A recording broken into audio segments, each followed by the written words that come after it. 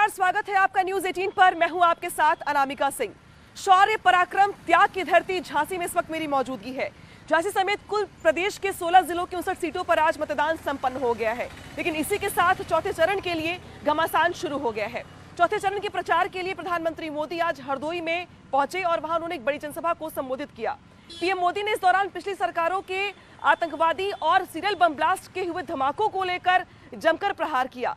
PM Modi ने इस दौरान 2014 से पहले देश के अलग अलग हिस्सों में हुए बम ब्लास्ट को लेकर जमकर हमला बोला। साथ ही उत्तर प्रदेश के लखनऊ, गोरखपुर, अयोध्या में हुए ब्लास्ट को लेकर समाजवादी पार्टी को भी कटघरे में खड़ा कर दिया है। देखिए रिपोर्ट।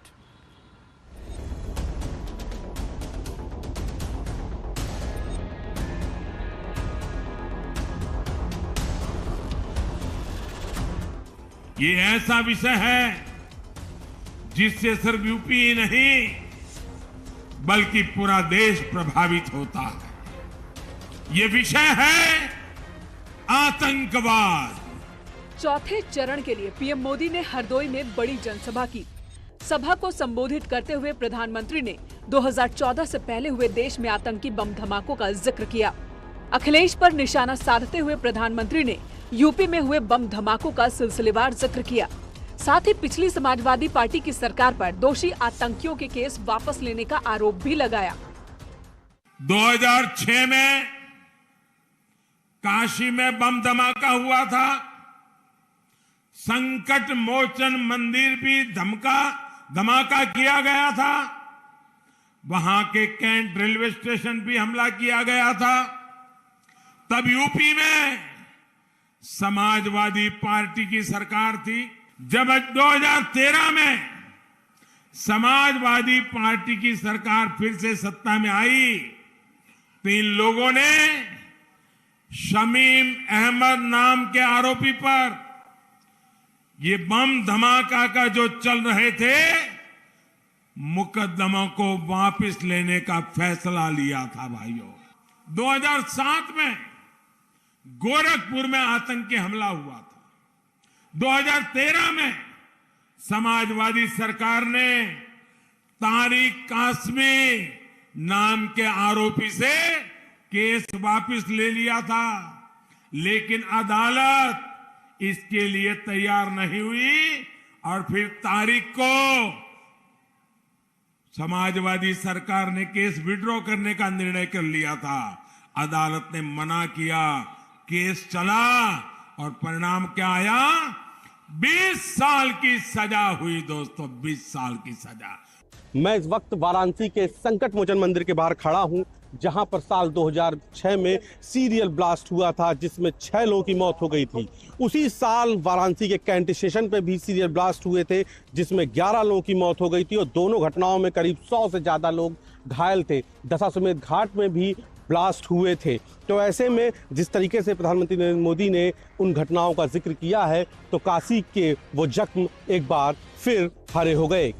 इतना ही नहीं, पीएम मोदी ने पिछली समाजवादी सरकार पर आरोप लगाते हुए कहा कि 2013 में 7 जिलों के 14 आतंकियों के केस वापस लेने का फैसला लिया समाजवादी पार्टी की सरकार ने।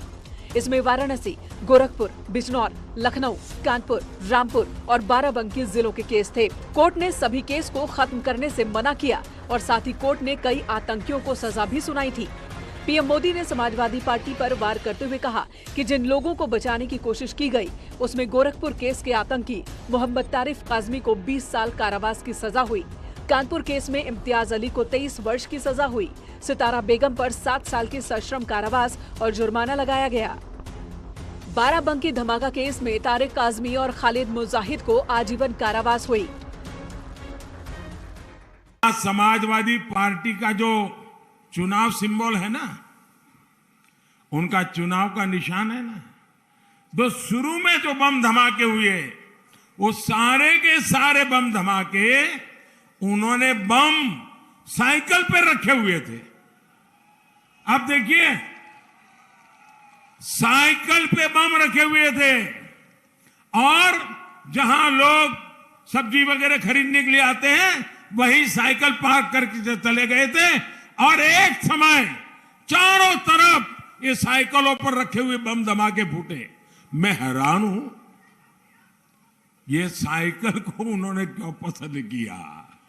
गुजरात बम धमाकों का जिक्र करते हुए प्रधानमंत्री भावुक हो गए और आतंक पर प्रहार के संकल्प को दोहराया। जो लोग इन धमाकों में मारे गए थे, धरती खून से लाल हो चुकी थी, माताएं बहनें के आंसू रुकते नहीं थे। मैंने उस रक्त से गीली हुई इस मिट्टी को उठा करके मैंने संकल्प लिया था कि मेरी सरकार इन आतंकवादियों को पाताल से भी खोज करके सजा देगी। धमाके किए गए थे, दो प्रकार से किए गए। पहले शहर में एक साथ 50-60 जगह पे धमाके, और उसके 2 घंटे के बाद अस्पताल में एक गाड़ी रखी थी, उसमें बड़ा धमाका, ताकि इन लोगों को जब अस्पताल लेके आए, उनके रिश्तेदार आए, अफसर आए, नेता आए, तब वो कार धमाका करे। अस्पताल के अंदर शायद ही पहली बार आतंकवादियों ने धमाका किया होगा। वहां भी काफी लोग मारे गए। दरअसल शुक्रवार को 2008 में अहमदाबाद सीरियल ब्लास्ट केस में विशेष अदालत ने जिन 49 दोषियों के लिए सजा का ऐलान करते हुए 38 को फांसी और 11 को आजीवन कारावास की सजा सुनाई है, उनमें से कई आतंकी उत्तर प्रदेश के आजमगढ़ के रहने वाले थे। उसी में से एक आतंकी मोहम्मद सैफ के पिता शादाब अहमद की पूर्व मुख्यमंत्री अखिलेश यादव के साथ तस्वीर सामने आई है। बीजेपी ने इस तस्वीर के सहारे भी समाजवादी पार्टी पर हमला बोला है कि आतंकियों को लेकर समाजवादी पार्टी का रुख हमेशा नरम रहा है। Bureau report, news 18।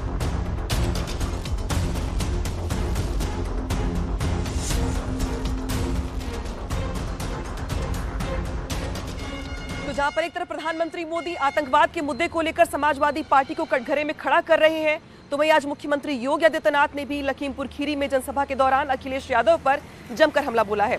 हालांकि आपको बता दें, अहमदाबाद ब्लास्ट केस में जो दोषियों को सजा मिली है, उसको लेकर बीजेपी लगातार समाजवादी पार्टी पर हमलावर है, जिसको लेकर अखिलेश यादव ने भी आज पलटवार किया है।